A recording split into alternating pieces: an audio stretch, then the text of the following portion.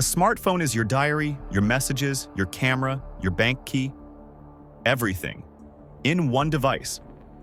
And it's always with you. Imagine this. Your phone's camera isn't yours, it's theirs. Even in silence, even when the screen is black, they're listening. When the phone lies on the table, they can read all your messages, see your photos, know your every step. All of this, without your permission, without clicking any link, without any notification. Simply, you wake up and Pegasus is already there. And if you've been subscribed to our channel for a while, you know that we don't talk about fiction from spy movies. This is real software used for digital surveillance of journalists, activists, politicians, and even heads of state. It cannot be detected by ordinary means. It doesn't require your interaction. And it operates with the precision of a military operation, turning any smartphone into a window for watching you. How did it appear? Who created it? How does it work? And most importantly, can you protect yourself? The answers to these questions are revealed below. This is not just a story about a program. It's about a war that's long been in your pocket. The story of NSO Group began as a typical tech startup in the cybersecurity field, an Israeli company promising to create tools for combating crime, terrorism, and other threats to national security. Its founders were three former Israeli intelligence officers, Niv Karmi, Shalev Julio, and Omri Lavi, experienced professionals in cyber technology and intelligence. In fact, the first letters of their names formed the basis for the name NSO. They immediately chose to operate in the shadows, where publicity only gets in the way. They quickly earned a reputation as a producer of elite spy software, access to which was granted only to the chosen governments and state institutions. Their flagship product became Pegasus, a perfectly camouflaged program that promised states a tool to fight terrorists, drug cartels, human trafficking. It sounded noble, and at first that version seemed plausible. NSO claimed that Pegasus could not be used against US citizens, that the company vetted each client, and that sales were made only with the permission of the Israeli government. Every deal, under strict control, supposedly no improvisation. But over time, the truth began to surface. The real clients, from dictatorships to semi-authoritarian regimes, began using Pegasus not to fight criminals. It became a weapon against journalists, human rights activists, lawyers, opposition figures.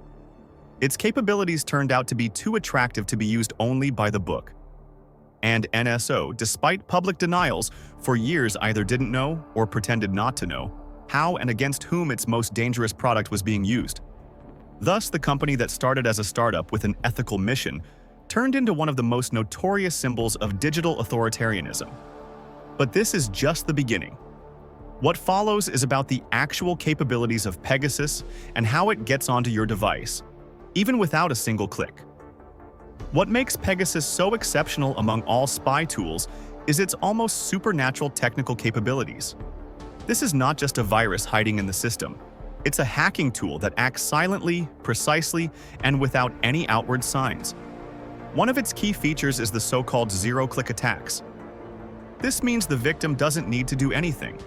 No need to open an email, follow a link, or install an app. It's enough to simply receive, for instance, an SMS, iMessage, or WhatsApp call, and Pegasus is already inside. In many cases, the infection occurred automatically without user involvement. This ability to bypass classic defense mechanisms that rely on user caution made Pegasus both revolutionary and terrifying. Once the spyware gets on the device, it instantly gains full root access, the highest level of privilege, allowing it to do anything with the phone. Pegasus can read, delete, store, and transmit data from any app.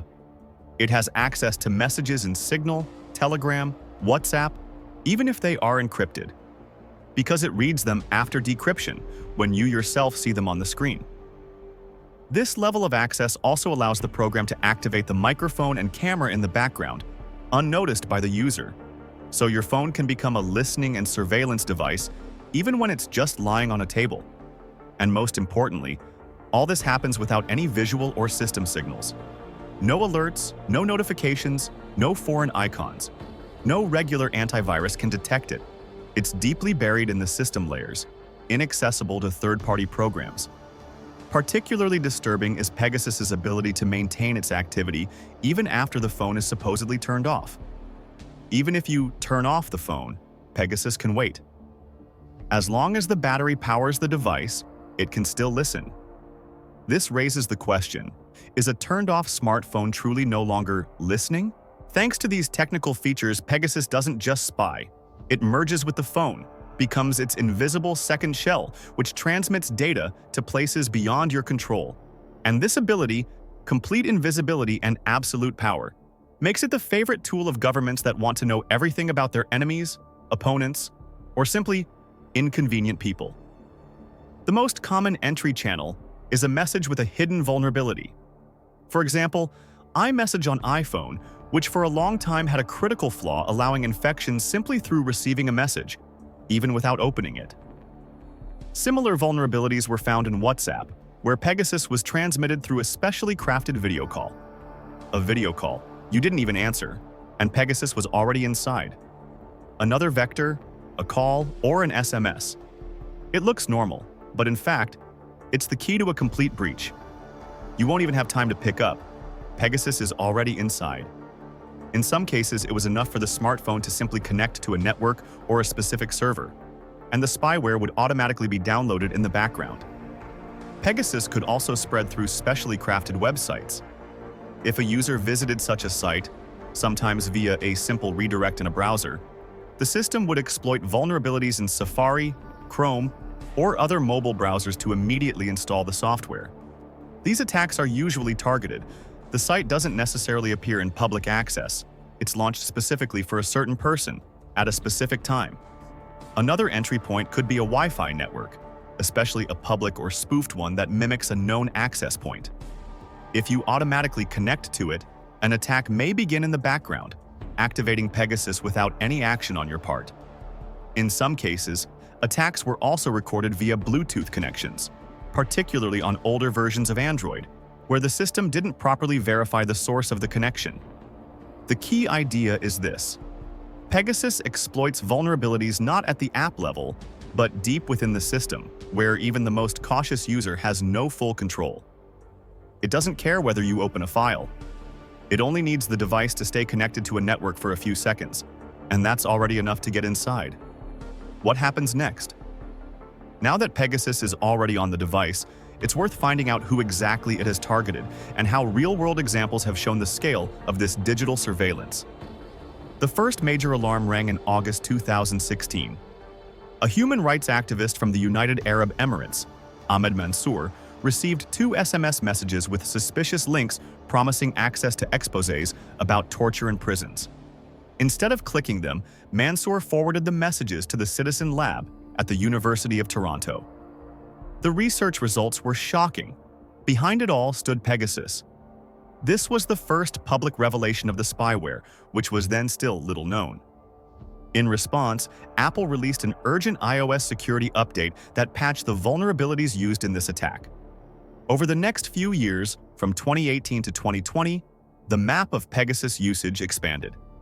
Investigators found traces of the program on the phones of journalists, activists, political opponents, and human rights defenders in Mexico, India, Saudi Arabia, Uganda, Israel, Spain, and other countries. It turned out that the program was not just being used by governments to combat terrorists. It had started to be used to surveil voices that became inconvenient to those in power. In some cases, Pegasus was found on the devices of people who later disappeared or were killed. But the loudest shockwave came in 2021. An international coalition of journalists, including Forbidden Stories, Amnesty International, and 17 other news outlets worldwide, published an investigation called the Pegasus Project. They gained access to a leaked database of over 50,000 phone numbers that were allegedly selected as potential Pegasus targets. The list included phone numbers of journalists, politicians, business people, and human rights defenders from around the globe. Among the potential targets was French President Emmanuel Macron, officials from India, Pakistan, South Africa. Hundreds of journalists, including from Al Jazeera, The New York Times, The Guardian, Le Monde. Also, the personal phone of the wife of Jamal Khashoggi, the Saudi journalist brutally murdered in the consulate in Istanbul. The correlation was too direct to be a coincidence. Pegasus stopped being something abstract. It became the face of a new era. An era of digital persecution, where the phone you hold in your hand can be your personal informant. Governments no longer need physical surveillance. It's enough to hack a device, and your entire life, in real time, becomes part of someone else's database. But how did the world react to this? Were those responsible held accountable? And what happened to NSO Group after the scandal? That's what comes next. After the explosion of information about mass surveillance, the world could no longer stay indifferent. NSO Group, which had operated for years under near-total opacity, suddenly found itself in the crosshairs of international criticism, legal bodies, and tech giants, who until recently had silently patched the holes in their systems. The U.S. Department of Commerce added NSO Group to its blacklist of companies that pose a threat to national security or U.S. foreign policy interests. This meant that American firms were prohibited from cooperating with NSO without special permission.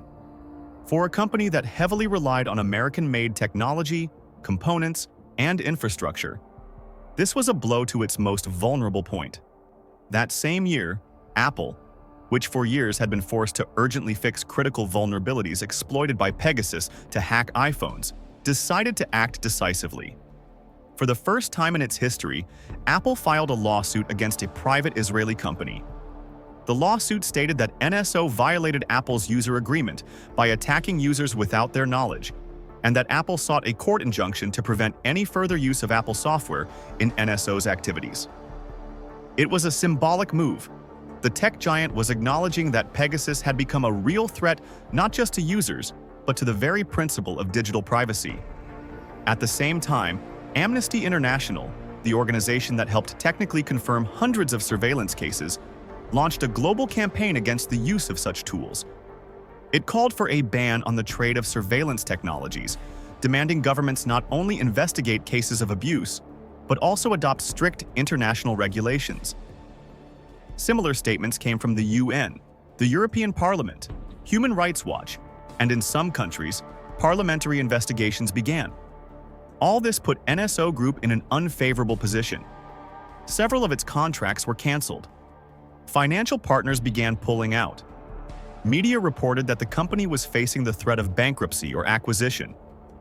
Its public image shifted from security provider to a symbol of cyber abuse. And yet, Pegasus hasn't disappeared. Bans, lawsuits, sanctions, these are only reactions to the fact of its existence. But the question remains, if such technology has already been created and proven effective, who can guarantee it won't find a new owner, a new shell, or a new shadow function? Next, is it even possible to detect Pegasus on your own device? And what does protection really look like in a world where the attack is always one step ahead? Detecting Pegasus is no easy task. This isn't a virus that leaves obvious traces, nor an app that you can spot in a list of installed programs or stop via Task Manager. It's a professional intelligence tool designed to vanish after fulfilling its objectives or to hide deep within the system's core. In most cases, even an experienced user won't notice any suspicious signs. Battery behavior remains normal, internet traffic doesn't show anomalies, and the device functions without any visible changes. The only way to get even the slightest evidence is through a meticulous analysis of the device at the level of event logs, system logs, and residual traces. That's exactly why the technical experts at Amnesty International developed the Mobile Verification Toolkit, MVT, an open-source tool that allows for a full check of an iPhone or Android device for indicators of compromise. But MVT is not an app you can download from the App Store. It's a utility launched via command line on a computer and requires basic knowledge in IT security. For iPhone, the process involves creating a complete backup of the device, after which the program analyzes it for known Pegasus indicators, traces of connections to control servers, system files typical for exploits, specific DNS requests, and more. With Android, it's even more complicated. Since the system is less regulated and indicators are often erased more quickly, the results are not always accurate. And even if the tool finds traces, it doesn't necessarily mean Pegasus is still active. In many cases, experts have only found remnants of past activity, which took place weeks or even months ago. It's like finding footprints in damp sand. You see someone was there, but you no longer know exactly when or what they did. Another paradox. The newer the version of Pegasus, the less chance of detecting it. The NSO team has constantly improved their product, making it ever more stealthy and more deeply integrated into the system. And since most indicators of compromise only become known after researchers expose them, you're essentially always scanning for the past, not the present. That's why the question, "Is Pegasus on my phone?" often goes unanswered. The best protection is not reaction after the fact, but systematic prevention, which we'll explore next. What truly works, and what's just the illusion of security. This is military-grade cyber weaponry, designed specifically to bypass the very defense mechanisms that are supposed to guarantee safety. But that doesn't mean nothing can be done. On the contrary, smart hygiene and using the right tools significantly reduce the risk of becoming a target. First and foremost, keeping operating systems up to date is absolutely critical. Both Apple and Google regularly release patches to close vulnerabilities as soon as they're discovered. This is exactly how Pegasus lost access to devices after exposures. Companies quickly patched the holes it had used to get inside. Therefore, enabling automatic updates isn't a choice. It's a requirement for digital survival. Another approach is using alternative systems focused on security. For example, Graphene OS, a modified Android that operates without Google services and with minimal surface exposure to potentially vulnerable APIs. These phones aren't convenient for the average user, but they significantly raise the level of protection, especially in high-risk environments. iPhone users have access to lockdown mode, a feature that blocks many of the attack vectors Pegasus has used. It restricts message functionalities, web browsing, services, documents. It's not comfortable, but it's effective if there's any suspicion the device might be targeted. The basic rules of digital hygiene still apply. Don't click unknown links, avoid opening attachments from unfamiliar contacts, don't use public Wi-Fi without a VPN, avoid connecting to unsecured Bluetooth sources. And finally, in dangerous situations, such as traveling to surveillance-heavy countries or during protests, the most effective safety method is still the oldest: physically power off the device. When the phone is disconnected from power, it cannot transmit, receive, or analyze. It's not a guarantee, but it's a chance. Still, protection is only half the story. The question of why Pegasus exists and why it's used beyond its intended purpose runs much deeper. Pegasus is a mirror of a world where privacy has become a luxury, surveillance a norm, and control a commodity. That's why the story of Pegasus is not just about technology. It's about power. About the ability of those with resources to penetrate the lives of those who only believe they control their own space. About how easily, in the 21st century, the line between security and surveillance can be erased. Pegasus is a warning. The only question is, do you still control your smartphone, or not anymore?